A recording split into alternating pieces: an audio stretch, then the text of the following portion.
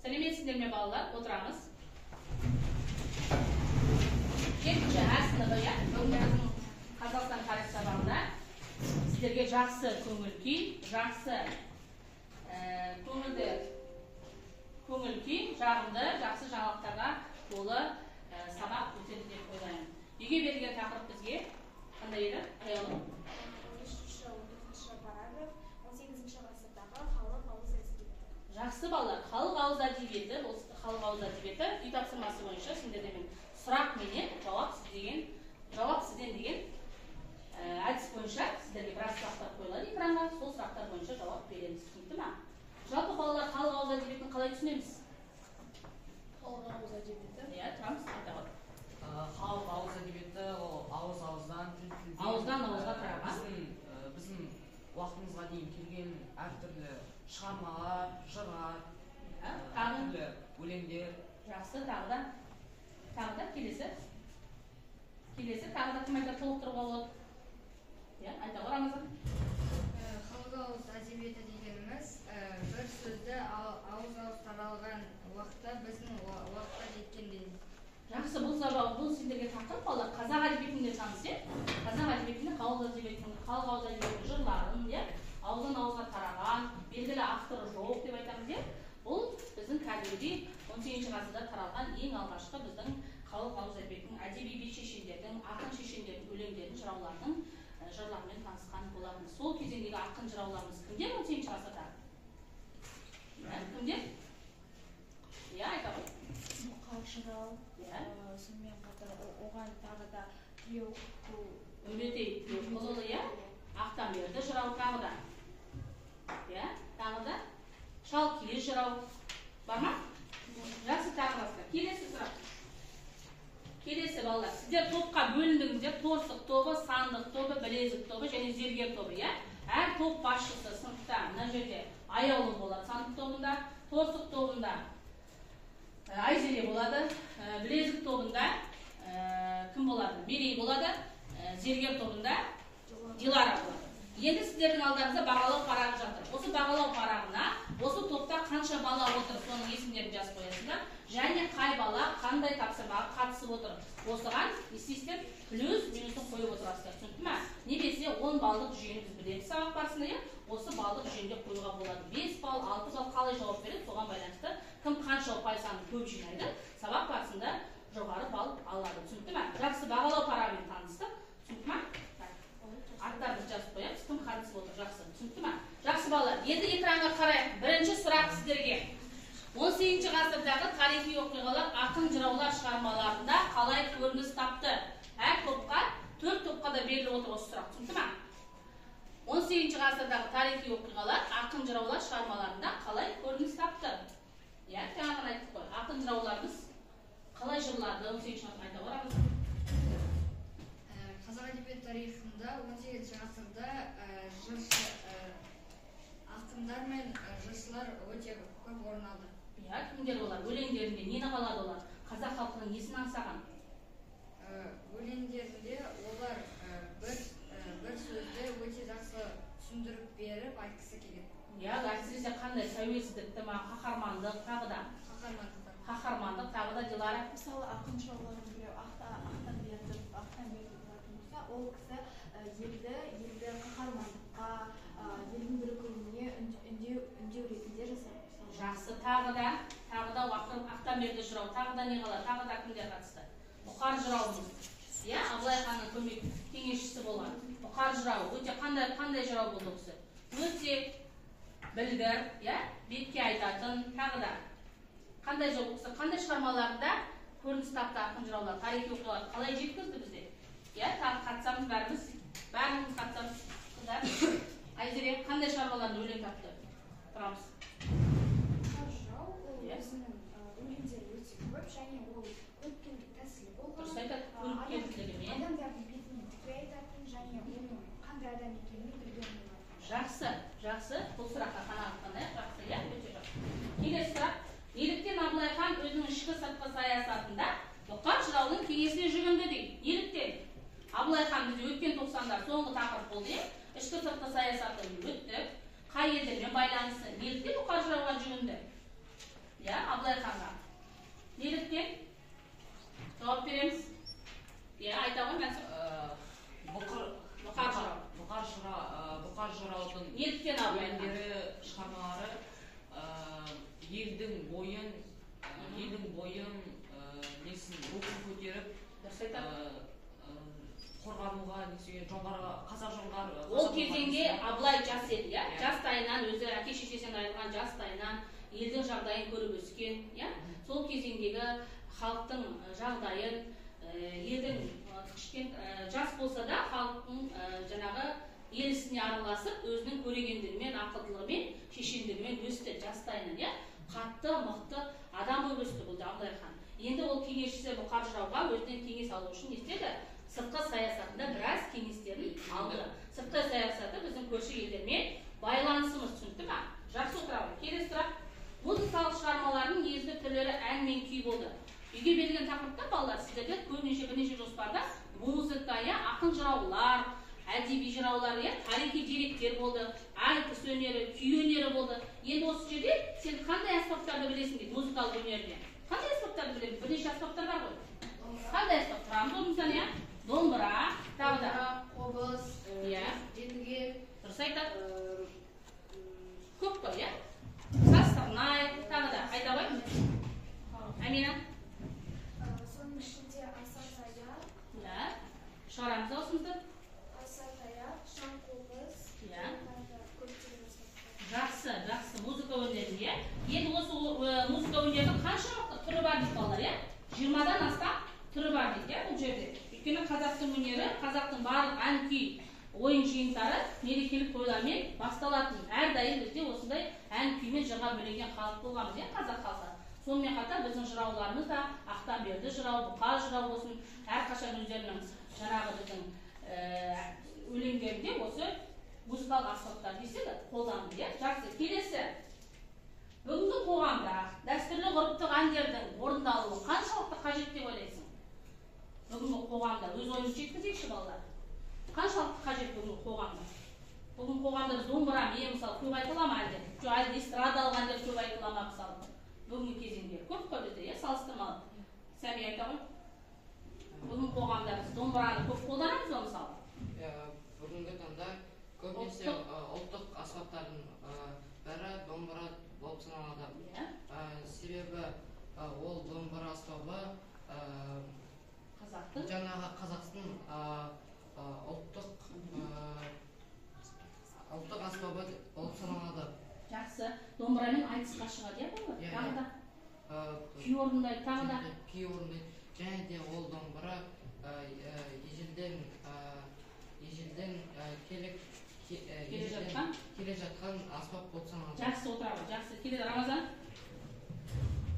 Қазір көбінесе ұлттық аспапта домбыра қолданады және оларға жай жарыстарға және тойларға бір балалар шығып домбырамен ән айтады. Беташарды айтады балалар, иә? Сонымен қатар беташар, жар қолданады ғой домбыраны, иә, балалар?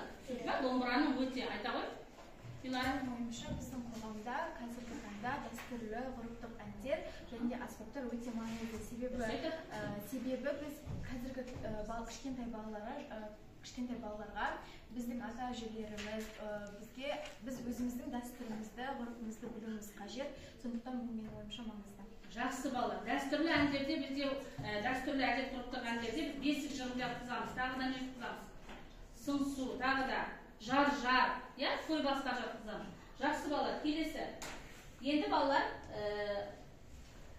өздеріңіз қорытындылап кететін болсақ, біз жұмысын қорытындылап кететін болсақ, осы тақырыпта халық ауыз әдебиетінде жалпы не түсіндік 18 ғасырға? Жалпы біз жоспар бойынша не түсіндік? Қатысамыз барлығымыз? Иә? Айта ғой.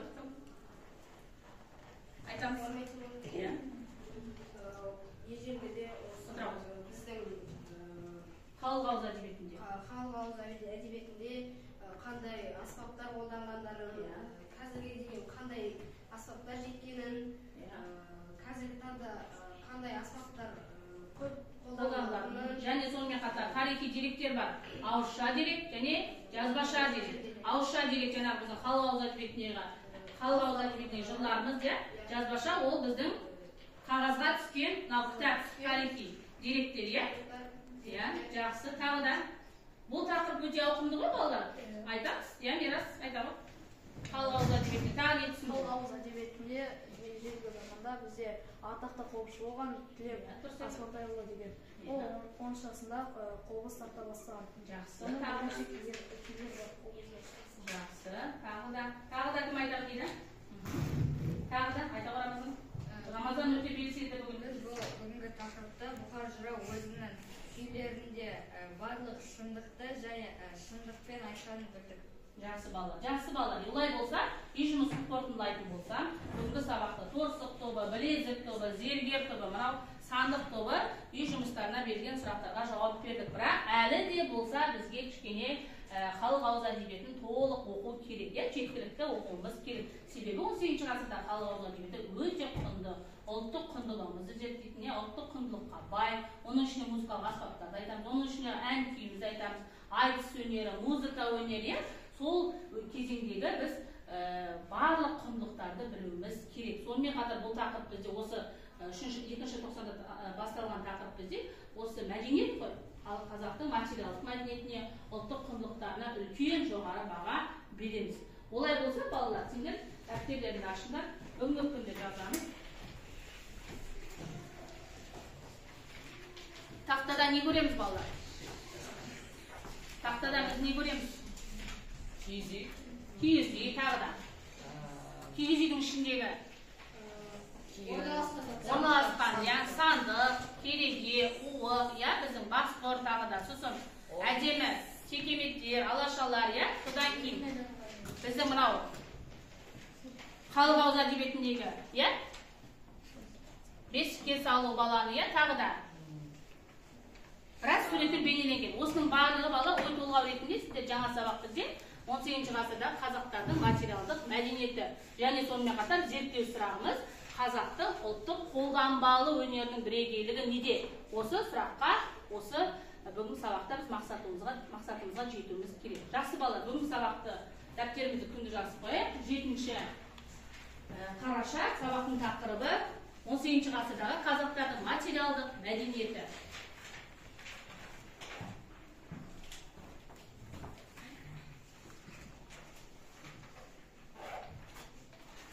Жасполтқа материалдық мәдениеті бірнеше жоспары бар, Жоспарын оқып кетейікші, кітапты ашып. Оқи ғой, Сәми. Бірінші жоспар ұлы дала тұрғындарының шаруашылығы мен үй кәсібі. Жақсы. Ұлы дала тұрғындарының шаруашылығы үй кәсібі. Келесі? Ағаш бұйымдар. Дұрыс айтады. Үшінші айтады. Дұрыс. Сосын 4-ші зергерлік өнер, тері өнер. Дұрыс айтады. Ұлттық ою өрнек, түсінікті ме? Сосын қазақтың қысқы және жазғы тұрғы үйлері. Және балалар бұл жерде бірнеше жоспар беріліп тұр. Кішкене жазылған бұл ұлттық құндылықтарымызды біздің дәріптейтін қазақтың тұрмыстық заттарын көп қолданатын киім-кешек, соның ішінде әшекейлік бұйымдарды бүгін өтетін боламыз. Жақсы балалар, бүгінгі таңда бізде балалар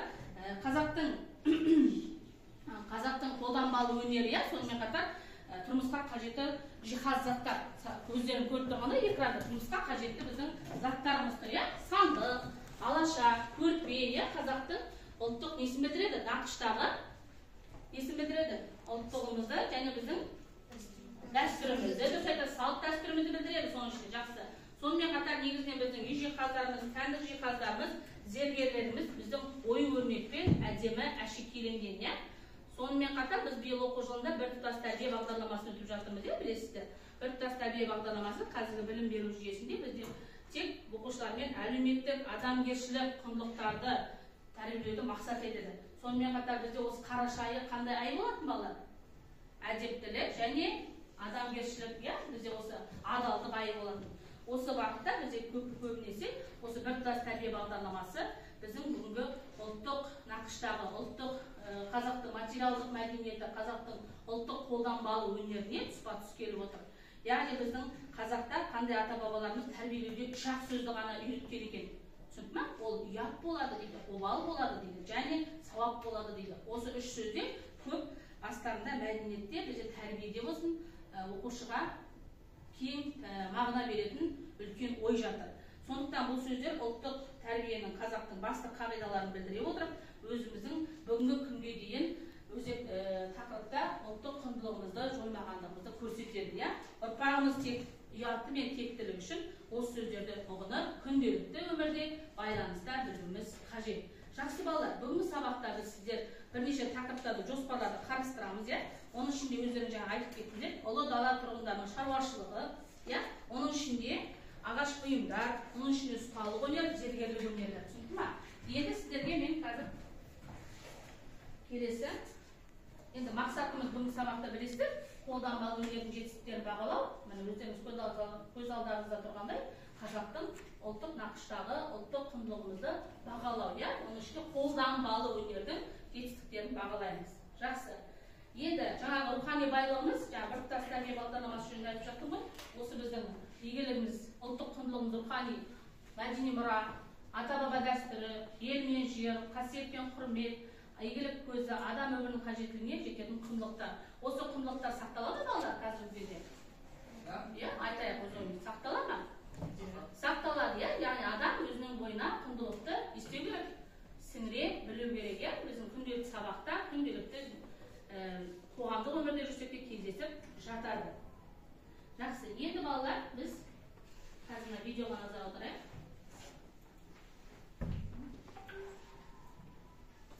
Материалдық мәдениет жайлы не білесің? 18-ші ғасырда қазақтар қандай киім киген? 18-ші ғасырда қазақтардың негізгі баспанасы не болды? Дегенде осы сұрақтарға жауап берейік. 18-ші ғасырда қазақ даласының тұрғындары қандай кәсіппен айналысты? 18-ші ғасырдағы материалды мәдениет жайлы не білесің?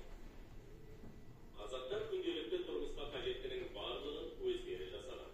Шеберлер қайын, қарағаштан, ыдыс-аяқ, үй жиһазын, музыкалық аспаптар жасаса, ұсталар шаруашылыққа қажетті түрлі бұйымдар, қару-жарақ, ат әрсектерін дайындады. Шеберлер мен зергерлер күміс металды пайдаланып білезік, сырға, шолпы, жүзік, алқа, сақина, қаптырма, шашбау сынды әшекей бұйымдарын дайындады. Далалықтар тұрмысында кең тараған материал тері.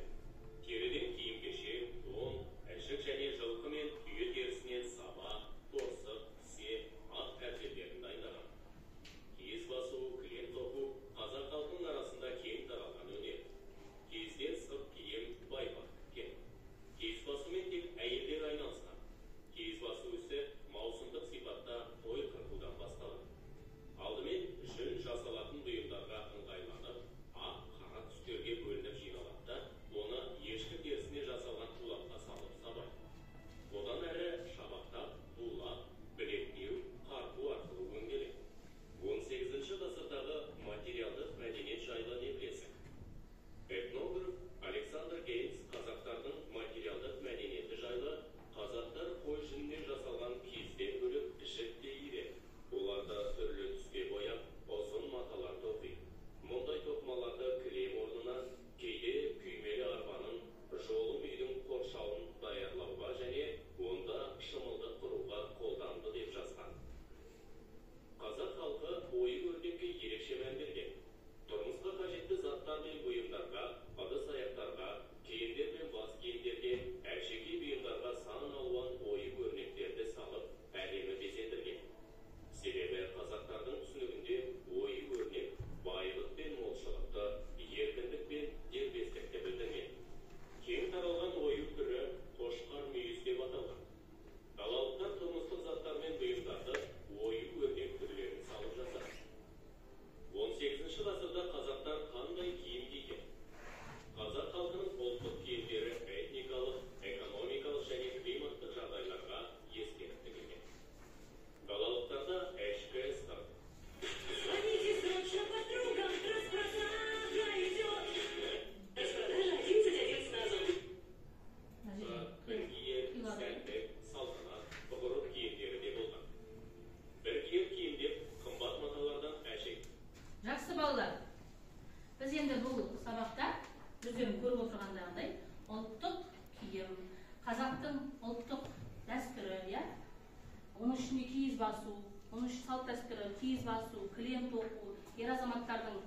ұсталық өнері, зергерлік өнері, сонымен қатар баспанамыз, киіз үйіміз қай жақта тұрды, жазда, қысқы уақытта да, жазғы уақытта да қайда тұрды, осының барлығы бұл сабақта сендерде тақырыптар барлығы айтылды. Енді сендерге мәтін беріледі. Қазір алдарынан топтық жұмыс жасаймыз. Мәтіннен сіздер осы сіздер жаңағы киіз үй, біреуіміз киіз үйге, біреуіміз салт зергерлік өнерге, біреуіміз бір тобымыз жаңағы әйел адамдардың кәсібі қандай болды, ер адамдардың кәсібі қандай болды, және киіз үйге қандай ұлттық құндылықтарымыз, нақыштағы қолданбалы өнеріміздегі заттар қойылды. Осыны сіздер постер қорғап шығасыздар. Сіздерге берілетін уақыт 7 минут. Ал онда 7 минут. Сіздерге берілетін уақыт. Сіздерге мысалы әйел адамдардың кәсібі, әйел адамдар кілем тоқу болды, сосын киіз басы болды, тағы да сәндік қолданбалы өнерлер болды. Сіздерге торсық тобына киіз үйдің ішіндегі қолданбалы дүниелер қандай қойылды, иә? Түсінді ма? Сандық жаңағы немен фломастермен жазуға болады. Түсінді ма? Сіздер ер адамдар зергерлік өнер, ұсталық өнер қалай дамыды? Сіздерде жоқ, әйел адамдардан көпқа сандық, сіздерде мәтінді ашып көреміз ғой. Сіздерде бізде ұсталық өнер, сосын ұлттық ою-өрнек, ұлттық нақыштағы, түсінді ма? Сіздерде қандай бізде кітапта тұр ғой, мына жерде бізде бар ғой. Жазды, қысқы жаңағы біздің қазақ халқы жазды, қысқы тұрғындардың баспанасы қандай киіз үй болды, соны келтіресіздер, түсінді ма? Жақсы. 7 минут уақыт кетті. Орындайық балалар. Келтіреміз. Әйел адамдардың мысалы жаңағы үй болады. Түсінді ма?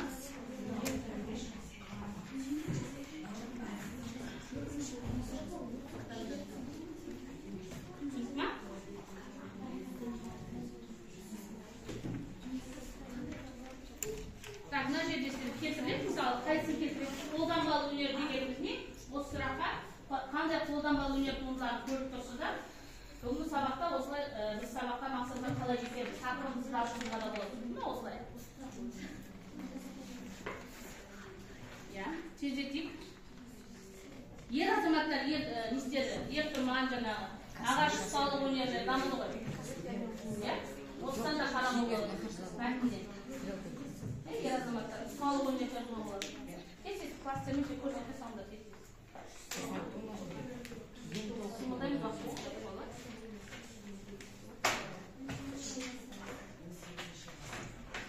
Сіздерге жұмысты бердік қой. Фломастермен жасау. Фломастер.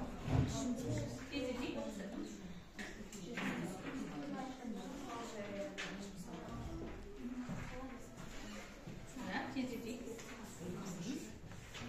Біреуіміз машинге дайындалып, біреуіміз кілем тоқу.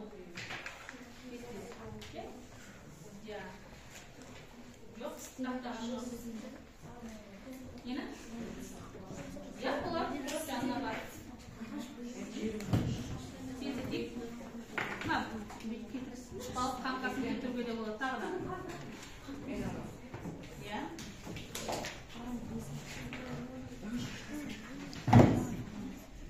Сіздер түсіндіңдер ма? Киіз үй туралы, жақсы тез-тез. Ағаш бұйымдар ұсталық зергерлік өнер істерді, түсінді ма? Білесіз толы. Ұсталық зергерлік өнер, ер азаматтарын, түсінді ма? Жасаған жұмыс. Қолданған. Кесіп алып, құмақпен.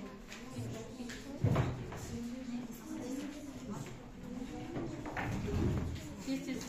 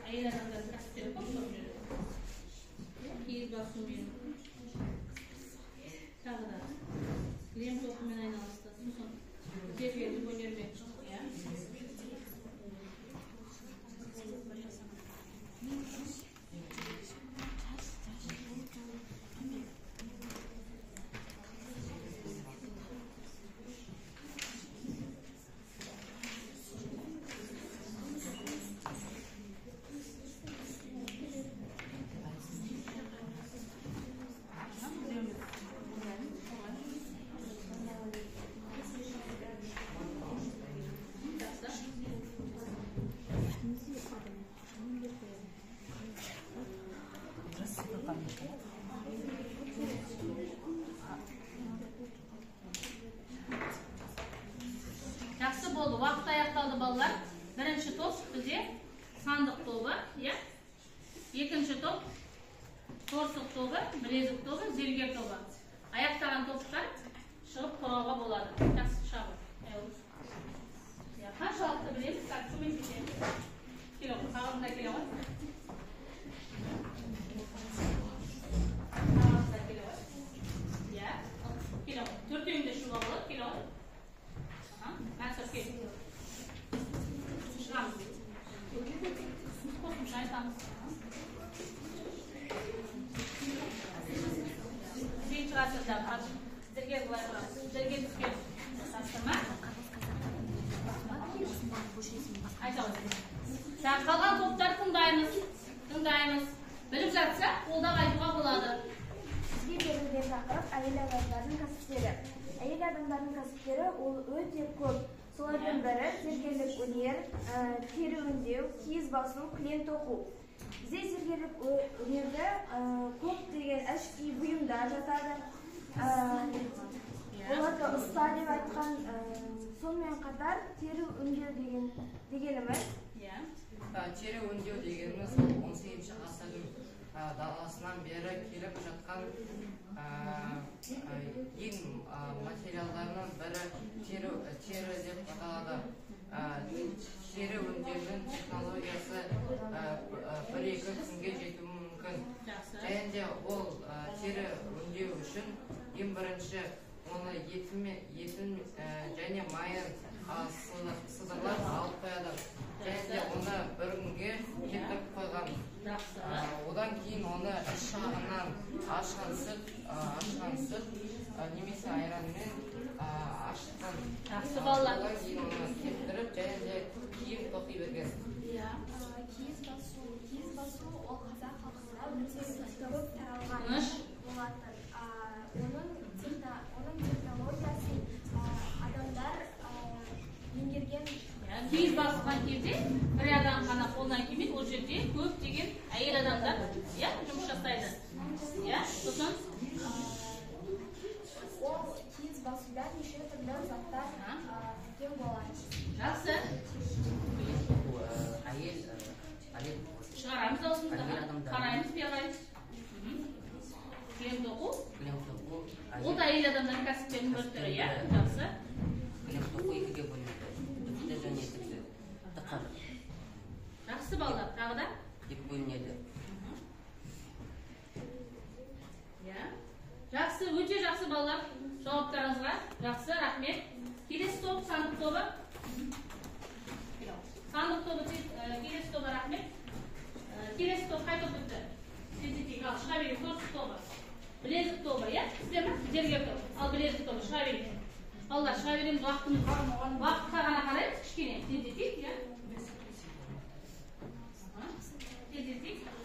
Ол білезік тобы көрініп тұр, қосылған аталған. Қасы шыға берейік. Жақсы.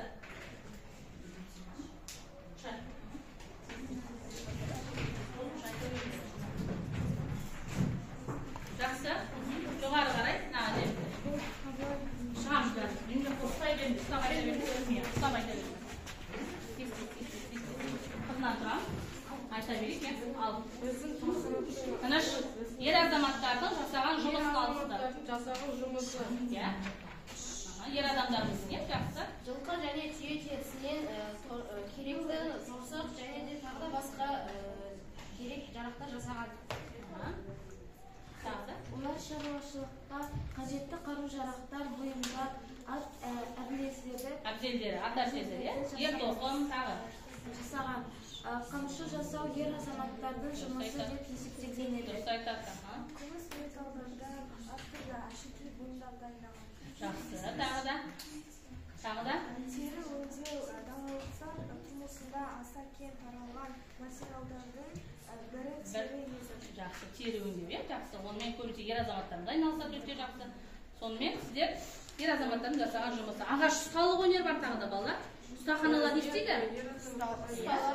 Ұсталық өнеріміз бар. Темірден, металдан ат әбзелдерін, қару-жарақтарды дайындаған. Жақсы. Дұрыс па балалар? Ойымыз дұрыс па екен? Жақсы балалар, отырамыз. Келесі топ. Келесі топ шапалақтаймыз. Келесі топ. Келесі топ тез шыға береміз. Ал. Шыға бер. Жоқ, сіздер отыра тұрыңыздар. Бастапқы топтар. Зергер тобы шыға бер. Синтетик балалар, уақытымыз. Айта беріңіз. Сіздер өнер кәсіпті алысыздар. Баспасы, баспанасы, жақсы. Ал. Сізге берген тақырып 18 ғасыр заманында баспанасы болған болатын. Жақсы. Қазақтар қалыптасар негізінде кездегі көп қолданылған болатын. Олар қыста да, жазда да әрбір мезгілде киіз үйді қолданады. Қырғыз мемлекеті киіз үйді ең мықты әшекейлі үй деп санаған болады. Жақсы. Қазақтары күзде жазда бірдей тұра беретін бірден бір баспанасы киіз үй болып табылады. Киіз үй адамның қашаннан берді. Киіз үй жазда салқын, қыста жылы болады, жақсы несі. Қасиеті киіз үйдің жақсы бір маңыздылығы өте. Жазда салқын, қыста жылы баспанасы. Және оны әрқашанда жығуға да, тұрғызуға да ыңғайлы. Оны көшкен кезде не істеген? Түйемен де, жылқымен де тез жығады, тез құрылады. Және сіздер қысқы баспада олардың қыстау болады. Қыстауда әртүрлі материалдарын жасайды. Ағаштан мысалы, шекі кесектерден жасайды. Және киіз үйдегі ең басты, ең құрметті орын ол төр деп аталады. Ол жерде құрметті сыйлы адамдарды отырғызады. Жақынға қарай қазақтар шатыры бар үйлерді салды үйленді. Тыныш. Салды үйленді. Үйдің кіреберісі ол ауыз төр деп, ал үйдің ішіне қарай ол қонақ деп аталады. Төр, қонақ келгенде әрдайым қарсы алып, дәмді жағамызды беріппіз, қонақ жайлығымызды қазақтар мықты ғой қонақ жайлығы жағынан, қарсы алып, не істейміз, шығарып салып, ол кісілерді күтіп жібереміз, жақсы, Суыт бешін шатырды қойған қазақтар. Жазда жайлауда тұрған. Үйде жылы бол үшін пеш толып қоятын үйдің ортасында. Жақсы. Үйдің ішінде бөлмелер 3-4-ке дейін бөлінеді. Жақсы балалар, жақсы. Енді балалар көбінесе үй салуды сөздерде үйренді деп айтып жатсыңдар, өздерің бірінші. Бөлмелердің саны қазіргі уақытта 3-4 бөлмеге шейін жетті, қазақтар сонда жазда жайлауда, қыстауда өмір сүрген. Жақсы балалар, отырады, тез-тез. Келесі минут, 2 минут қана. Тек бір екеуіміз ғана сөйлейік. Сіздерге берген тапсырма. Киіз үйдің ішіндегі заттар екен. Түсінді ме балалар? Ішіндегі заттар. Баспанамыз болды ғой енді. Енді ішіндегі заттар. Құнды. Жақсы, келе ғой. Тыңдаймыз балалар. Ал. Сөйле ғой. Келе ғой, мына жерге қара.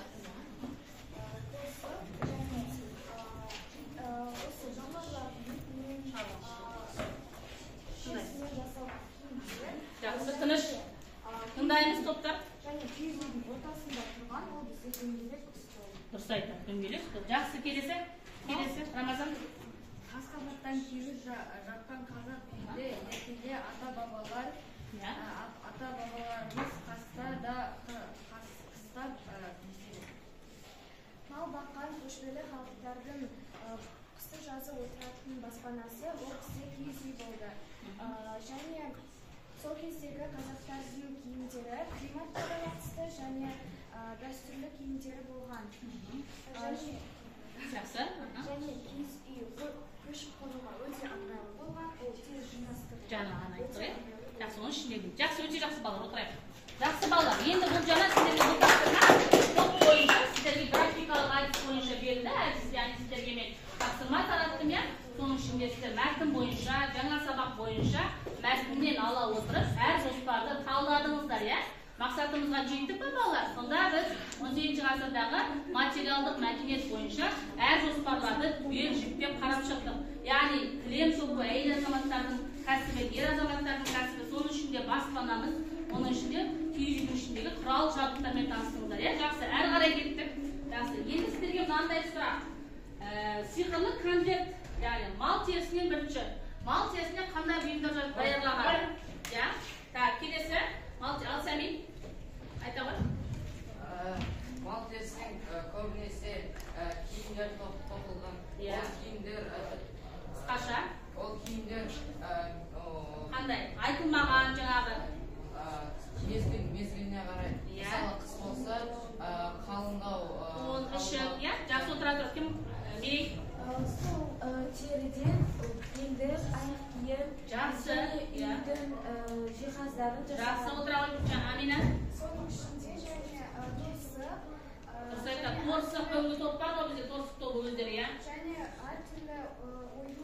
Дұрыс айтады балалар. Сондықтан сіздердің атауларыңызды мен сол үшін алдым. Түсінікті ме? Айта ғой, қосарың бар ма? Жоқ? Айта ғой. Және сол теріден үйдің киіз үйдің сыртын қаптайды. Жақсы отыра ғой. Кілем тоқылуының ерекшелігі неде дейді балалар? Жаңа біз мәтінмен таныстық қой. Кілем тоқылуын айта ғой, Рамазан. Кілем тоқылуының ерекшелігі ол жерде әдемі оюлар. Дұрыс айтады. Ою өрнек басты мақсат, я? Қошқар мүйіз. Және ою өрнектерге мәлімет. әдемі суреттерді. Жақсы айт, жақсы балалар. Жақсы. Ұлттық ою өрнектің ішінде кең таралған түрі. Айта ғой. Қошқар мүйіз жаңа мен айтқанда, я? Сосын айта ғой. Жақсы, Дилара. Жақсы. Ою өрнек не мән береді бізге? Қандай мағына береді қазақтың ұлттық ою өрнек? Берейік. Бостандық. Сіз айтады балалар, бостандық, сосын. Байлық, батырлық, еркіндік, я? Айта ғой. Өте жақсы, салт дәстүрімізді балалар сақтайды, я? Жақсы балалар. Сонда бүгінгі сабақта біз ұлттық құндылыққа бай, салт дәстүрімізді, әдет ғұрыптарымызды айттық па балалар? Айтып отырмыз, я? Жақсы. Келесі тапсырма сіздерге арналады. Бұл жерде біз 18 ғасырдағы қазақ халқының қолданбалы өнерінің гүлденген дәуірі бойынша ұтымыз формуласын қолданып талдау жасаймыз. Яғни бұл сіздерге үйге берілген тапсырма. Яғни бұл жерде сіздер істейсіздер. Қолданбалы өнерге гүлденгендерді түсіндіру, мысал келтіресіздер, салдарын жазасыздар, қорытындылайсыздар. Түсінікті ме? Себебі, яғни бір өнерді алуға болады. Түсінікті ме? Ол жерде қолданбалы өнерге зергерлік өнер жатады, кілем тоқу жатады, түсінікті ме? Киіз басу жатады, түсінікті ме? Енді сонымен қатар біз кері байланыс керек, я? Бүгінгі сабақта не білдім, не үйрендім және не білгім келеді? Сәмин. Бүгін осы сабақта мен көптеген ұлттық дәстүрлер туралы білдім. Және киімнің... Жақсы отыра ғой, Мирас.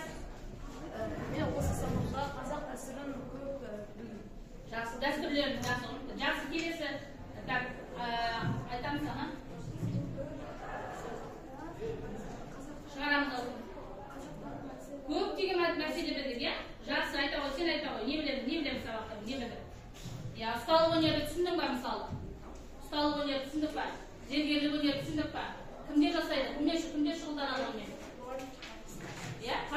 және ер адамдар соның ішінде, иә, жақсы.